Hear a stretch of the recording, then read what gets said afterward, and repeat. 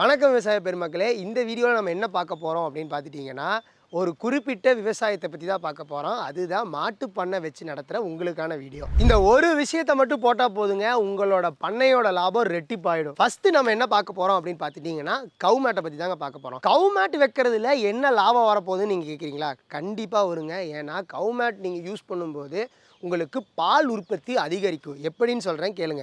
First நீங்கள் காரத்தரையிலையோ இல்லை மண்ணு தரையிலையோ மாடு வச்சுருந்தீங்கன்னா மடிநோய் வரும். அதுக்கப்புறம் சாறு காயம், அதாவது மாடு உட்காந்து எந்திரிக்கும் போது கண்டிப்பாக காரத்தரையில் காயம் ஏற்படும். இது நாள்பட மாட்டோட ஹெல்த்தை ரொம்பவே பாதிக்கும். அதனால மாட்டோட பால் உற்பத்தி கம்மியாகும். இதுவே நீங்கள் கவு மேட் போடும்போது இந்த பிரச்சனை எதுவுமே வராது. ஏன்னா கவு மேட்டை க்ளீன் பண்ணுறது ரொம்பவே ஈஸி. இதே நீங்கள் மண்ணு தரையோ காரத்தரையோ வச்சுருந்தீங்கன்னா க்ளீன் பண்ணவே முடியாது. க்ளீன் பண்ணாலும் கூட அந்த தண்ணி அங்கேயே தான் தேங்கி நிற்கும். இதுவே நீங்கள் நம்ம கவு மேட்டு போடும்போது உங்களுக்கு க்ளீன் பண்ணுறது ரொம்ப ரொம்ப ஈஸிங்க. ஸோ இதனால தான் சொன்னேன், கவு மேட்டு போடுறது மூலிமா உங்களுக்கு பால் உற்பத்தி அதிகரிக்கும். அதனால லாபமும் அதிகரிக்கும்.